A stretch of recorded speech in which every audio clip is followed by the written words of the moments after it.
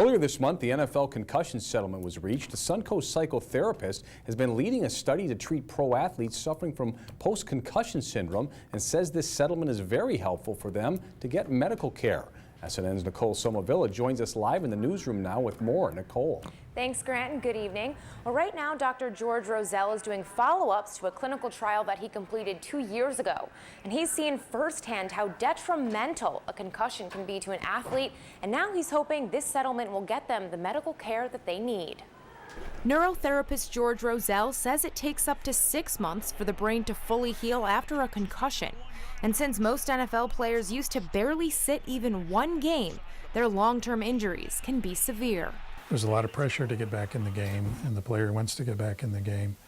But if you get another concussion before the brain has properly healed from the first, that can be extremely dangerous and even fatal. According to a report from Philly.com, 22,000 retirees can benefit from the NFL concussion settlement. And the league expects more than 6,000 to eventually be diagnosed with dementia or Alzheimer's, diseases Roselle says are pretty standard for pro athletes.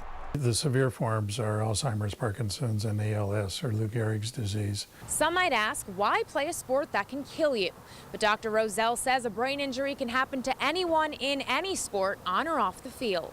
I have daughters that played soccer in college, and they've gotten concussions, and just heading the ball without a concussion, there's repetitive brain trauma there. U.S. District Judge Anita Brody approved the settlement, resolving thousands of lawsuits accusing the NFL of hiding risks of repeated concussions. Some of the early statistics that came out said the average timeout for NFL players was 7 days, which means they would not miss any games. But now Roselle says retirees can get the care they need for playing the game they love.